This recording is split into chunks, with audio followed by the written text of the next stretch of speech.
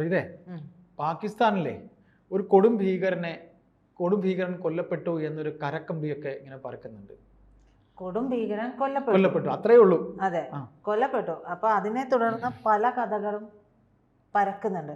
Lashkar E Taiba ഭീകരനായിട്ടുള്ള സെയ്ഫുള്ള ഖാലിദാണ് കൊല്ലപ്പെട്ടത്. അപ്പോൾ അതിൽ പറയുന്നത് അജ്ഞാതരാൽ വെടിവെച്ച് കൊല്ലപ്പെട്ടു എന്നുള്ളതാണ്. ഈ അജ്ഞാതരുടെ കാര്യം പറയുമ്പോഴേ ഇപ്പോൾ ഈയിടെയായിട്ട് പറയുന്നത് ഇതെല്ലാം ചെയ്യുന്നത് നമ്മുടെ റോ ആണ് എന്നുള്ളതാണ്. അജ്ഞാതൻ സമം റോ അജ്ഞാതർ സമമല്ല, അജ്ഞാതർ എന്ന് പറയുന്നത് സത്യം അത് തന്നെ. അപ്പോൾ ഈ പറയുമ്പോൾ റോ നമ്മുടെ റിസർച്ച് ആൻഡ് അനാലിസിസ് വിങ് ആണ്. കുറേ നാളുകളായിട്ട് ഈ ലോകം അടക്കി ഭരിച്ചുകൊണ്ടിരുന്ന ഈ അജ്ഞാതർ എന്ന് പറയുന്നത് മൊസാദാണ്. നമ്മളിത് മുൻപും പറഞ്ഞിട്ടുണ്ട്. അപ്പോൾ ഇപ്പോഴും ഒരു കൊടും ഭീകരൻ, അതും പാകിസ്ഥാനിൽ വെച്ച് തന്നെ ലഷ്കർ ഇ തോയ്ബ ഭീകരൻ വെടിവെച്ച് കൊല്ലപ്പെടുകയാണ്. അപ്പോഴും പറയുന്നു ഈ പറയുന്നത് പോലെ അത് റോയാണ് എന്നുള്ളത്. പക്ഷേ അതിൽ ചില സൂചനകൾ വരുന്നതനുസരിച്ച് നമ്മുടെ പെഹൽഗാം ആക്രമണം നടന്നത് എല്ലാവർക്കും അറിയാം. അപ്പോൾ ഈ പെഹൽഗാം ആക്രമണം നടന്നതിനെ തുടർന്ന് ചില കള്ളക്കളികളൊക്കെ പാകിസ്ഥാൻ കളിച്ചിട്ടുണ്ട്. അതെല്ലാം നമ്മൾ ഒന്നടങ്കം തിരിച്ചു കൊടുക്കുകയും ചെയ്തു. അപ്പോൾ ഇപ്പോ നമ്മുടെ ഒരു 7 സർവകക്ഷി സംഘം 59 പേരടങ്ങുന്ന 7 അംഗ സർവകക്ഷി സംഘം 32 രാഷ്ട്രങ്ങളിലേക്ക് സന്ദർശനത്തിന് പോവുകയാണ്. തീർച്ചയായിട്ടും ഇപ്പൊ പോവുകയാണ്. അതെ, പോകാൻ പോവുകയാണ്. അതിന്റെ വിവാദങ്ങളൊക്കെ തരൂരുമായി ബന്ധപ്പെട്ട് ലോകരെല്ലാവരും അറിയുകയും പോകുന്നതിനേക്കാളും മുമ്പേ അത് പ്രശസ്തവുമായി. അതെ, അത് അറിഞ്ഞത് മാത്രമല്ല, പാകിസ്ഥാൻ എന്ത് ചെയ്തു? പാകിസ്ഥാനും ഇതുപോലെ ഒരു നയതന്ത്ര സംഘത്തെ, പ്രതിനിധി സംഘത്തെ മറ്റ് ലോകരാഷ്ട്രങ്ങളിലേക്ക് ഇന്ത്യക്കെതിരെ പറയാൻ വേണ്ടി അയക്കുന്നു എന്നുള്ള വാർത്തകളും വന്നു. തീർച്ചയായിട്ടും അവരും ഉടനെ നമ്മൾ എന്ത് ചെയ്യുന്നോ അതെ, നമ്മുടെ പ്രധാനമന്ത്രി അവരുടെ അതായത് സൈനികരുടെ അടുത്ത് പോയി. അപ്പൊ തന്നെ ഷെഹബാസ് ഷെരീഫും സൈനികരുടെ അടുത്ത് അതില്ല. അപ്പൊ ഞാൻ പറഞ്ഞു വന്നത് ഈ 7 സർവകക്ഷി സംഘം പോവുകയാണല്ലോ.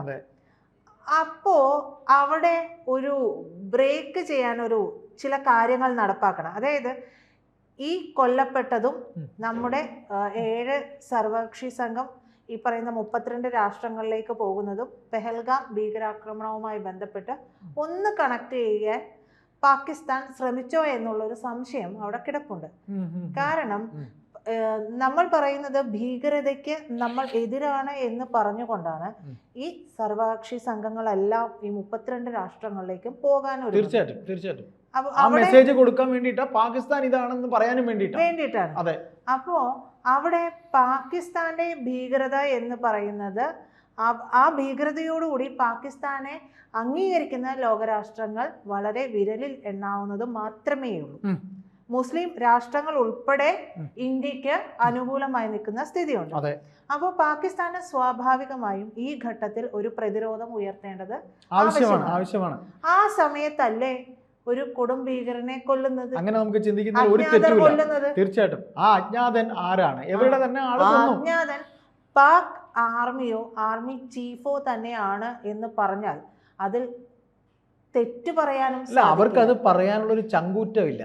കാര്യം ഈ തീവ്രവാദികൾ ഈ പറയുന്ന സൈനികരെ അവിടെ ഇട്ട് പട്ടിയെ തല്ലുകയോ കൊല്ലുകയോ ചെയ്താലോ അത് ഒരു കാരണമല്ലേ? ഈ പറയുന്ന സൈനികർക്ക് ചേട്ടൻ പറഞ്ഞ പോലെ ഈ ഭീകരനെ കൊല്ലുന്നു. ഏറ്റവും വേണ്ടപ്പെട്ട ഭീകരനാണ്.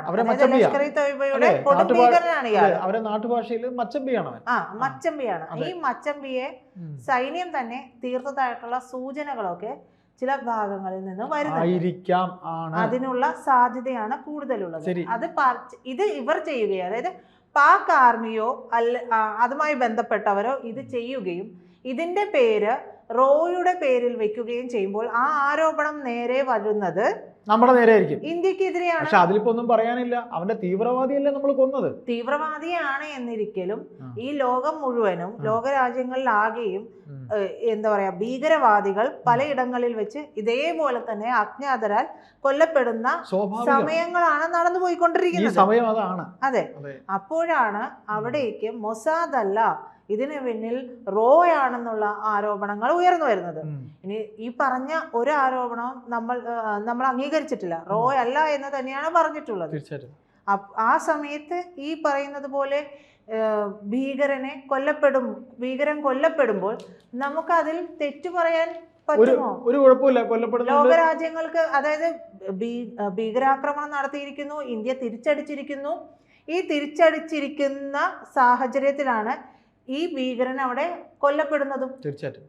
അപ്പൊ കണക്ട് ചെയ്ത് ഒരു കഥ മെനയാനായിട്ട് ഇവർക്ക് പെട്ടെന്ന് സാധിക്കുന്നു എന്നുള്ളത്. പരസ്പരം ഒരു തരത്തിലുമുള്ള ഒരു ബന്ധമൊന്നും ഇവർക്ക് ഉണ്ടാവില്ല. ഇപ്പൊ ഈ ലഷ്കർ ഇ തൊയ്ബക്കടക്കം അങ്ങോട്ടും ഇങ്ങോട്ടും ഇവർ സൈനിക, അതായത് പരിശീലനം, ആയുധ പരിശീലനം ഒക്കെ നൽകുന്നുണ്ട്. തീർച്ചയായിട്ടും.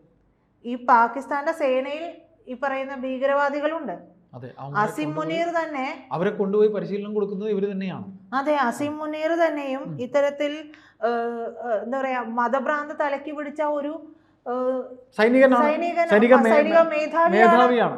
അപ്പോ 2001 2006 ഇടയിൽ ഭാരതത്തിൽ 3 ഭീകര ആക്രമണങ്ങൾ ആസൂത്രണം ചെയ്ത ഭീകരനാണ് കൊല്ലപ്പെട്ടിട്ടുള്ളത്. 2001 രാംപൂർ CRPF ക്യാമ്പിന് നേരെയുണ്ടായ ആക്രമണം, 2005 ബംഗളൂരു ഇന്ത്യൻ ഇൻസ്റ്റിറ്റ്യൂട്ട് ഓഫ് സയൻസിലുണ്ടായ ആക്രമണം, 2006 നാഗ്പൂരിലെ RSS കേന്ദ്ര കാര്യാലയത്തിന് നേരെ നടന്ന ആക്രമണം എന്നിവയുടെ സൂത്രധാരനാണ് ഇയാൾ. ഈ കാര്യമാണ് പാകിസ്ഥാൻ ഇയാളെ തന്നെ എന്താ പറയാ, ഒരു പക്ഷെ പാകിസ്ഥാൻ നമുക്ക് പൂർണ്ണമായും അടച്ചു പറയാനൊന്നും പറ്റില്ല. ഒരു പക്ഷെ ഇയാളെ കൊലപ്പെടുത്തുന്നതിലേക്ക് അവരെ എത്തിച്ചിട്ടുണ്ടാവുക. RSS കേന്ദ്ര കാര്യാലയത്തിലേക്ക് ആക്രമണം നടത്തിയ വ്യക്തി എന്ന് പറയുമ്പോൾ മോദി ഭരിക്കുകയാണ്. BJPയുടെ ശക്തി എന്ന് പറയുന്നത് RSS ആണ്. അപ്പൊ ഇതെല്ലാം കണക്റ്റഡ് ആണ്. ഭീകരർ പല വഴികളും ചിന്തിക്കും. നമുക്കതിൽ തെറ്റു അതായത് ഒരു കാര്യത്തെ അടിച്ചമർത്തണമെങ്കിൽ ഏതെല്ലാം തെളിവുകൾ അവരെ മുൻപിൽ വെക്കാമോ അതെല്ലാം ശേഖരിച്ചതിന് ശേഷം മാത്രമാണ് ചെയ്യുകയുള്ളൂ. അപ്പൊ ഇത്തരത്തിൽ ഈ 3 ആക്രമണങ്ങളും നടത്താൻ ശ്രമിച്ചിട്ടുള്ള ആളാണ് ഈ കൊല്ലപ്പെട്ടിരിക്കുന്നത്. ഈ ആക്രമണങ്ങളിലൊക്കെയും നിരവധി ആളുകൾ കൊല്ലപ്പെടുകയും ഒക്കെ ചെയ്തിട്ടുണ്ട്. ഇയാള് നേപ്പാളിൽ വന്ന് താമസിക്കുകയും ചെയ്തു. അവിടെ ഒരു സ്ത്രീയെ വിവാഹം കഴിക്കുകയും ചെയ്തിട്ടുണ്ട്. നഗ്മ ബാനു എന്ന് പറയുന്ന സ്ത്രീയെയാണ് വിവാഹം കഴിച്ചത്. അതും കള്ളപ്പേരിലാണ്. വിനോദ് കുമാർ എന്ന കള്ളപ്പേരാണ്. എങ്ങനെയാണ് സെയ്ഫുള്ള ഖാലിദ് വിനോദ് കുമാറായി മാറിയത് എന്നുള്ളത് എനിക്ക് മനസ്സിലാവുന്നില്ല എന്നുള്ളത് മറ്റൊരു വസ്തുത. കാരണം ഭീകരരെ അവർക്ക് ഒരു രാജ്യത്തെ നശിപ്പിക്കുക എന്നുള്ളത് അവരുടെ എയിം ആയതുകൊണ്ട് അവർ ഏത് രീതിയിലേക്ക് മാറാനും തയ്യാറാണ്. മോഹൻലാൽ പോലും തോറ്റു. അപ്പോ നേപ്പാളിൽ വെച്ചിട്ടാണ് ഇയാൾ ഭാരതത്തിലെ ഈ ആക്രമണങ്ങൾ അത്രയും ആസൂത്രണം ചെയ്തത്. ഇത് ചെയ്യുന്നതിന് വേണ്ടിയിട്ട് ഇയാളെ റിക്രൂട്ട് ചെയ്യുകയും ഒക്കെ ചെയ്തിട്ടുണ്ട്. ആളുകളെ റിക്രൂട്ട് ചെയ്തിട്ടുണ്ട്, ആയുധങ്ങൾ എത്തിക്കുന്നതിലുള്ള പങ്ക് വഹിച്ചിട്ടുണ്ട്. ഇതെല്ലാം തന്നെ ഇയാൾ ചെയ്തിട്ടുണ്ട്. അപ്പോൾ അത്രയും രേഖകളെല്ലാം അവിടെ കിട്ടിയിട്ടുണ്ട്. അതിനുശേഷമാണ് ഇയാൾ നേപ്പാളിൽ നിന്ന് പാകിസ്ഥാനിലേക്ക് കടക്കുന്നത്. അവിടെ വിവിധ സ്ഥലങ്ങളിലാണ് മാറി മാറി കഴിഞ്ഞുകൊണ്ടിരുന്നത്. കാരണം ഈ ഭീകരരൊന്നും തന്നെ ഒരു സ്ഥലത്ത് തമ്പടിക്കില്ല. ഏത് നിമിഷവും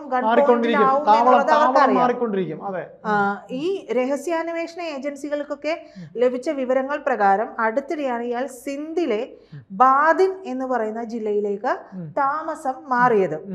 ലഷ്കർ ഇ തൊയ്ബയുടെയും അതിന്റെ ഉപസംഘടനയായിട്ടുള്ള ജമാഅത്ത് ഉദ് ദവയുടെയും സജീവ പ്രവർത്തകനാണ് ഇയാൾ. സിന്ധിൽ ഭീകര സംഘടനകളിലേക്കുള്ള റിക്രൂട്ടിംഗ്, ഫണ്ട് ശേഖരണം എന്നിവയൊക്കെ ഇയാൾ നടന്നിട്ടുണ്ടായിരുന്നു. ജോലിയായിരുന്നു പുള്ളിനെ ഏൽപ്പിച്ചിട്ടുണ്ടായിരുന്നതാണ്. അപ്പൊ ഇതാണ് നമുക്ക് ലഭിക്കുന്ന സൂചനകളാണ്. ഈ പറയുന്നത് പോലെ റോയാണ് എന്നുള്ളത് ചില വാർത്തകളൊക്കെ അന്തരീക്ഷത്തിൽ ഇങ്ങനെ നടക്കുന്നുണ്ട്. പക്ഷെ അതിന് പിന്നിൽ ഈ പറയുന്നത് പോലെ പാക് മേധാവി അല്ലെങ്കിൽ പാക് സൈന്യം ഇയാളെ ഇത്തരത്തിലൊരു കാര്യത്തിന് വേണ്ടി ഇയാളെ ഇല്ലാതെയാക്കിയതാകാനും സാധ്യതകൾ. തീർച്ചയായിട്ടും ആ തെളിവങ്ങ് തീരുക എന്നുള്ളത്, ഒരാളോടുകൂടി ആ തെളിവങ്ങ് തീരുമല്ലോ. പ്രത്യേകിച്ച് പ്രീത പറഞ്ഞ പോലെ RSSന്റെ കാര്യാലയമൊക്കെ ആക്രമിച്ച ഒരാളാവുമ്പോൾ അയാളെ പിടിച്ച് ജീവനോടെ കിട്ടിയാൽ തീർച്ചയായിട്ടും തെളിവുകൾ പലതും കിട്ടാൻ സാധ്യതയുണ്ട്.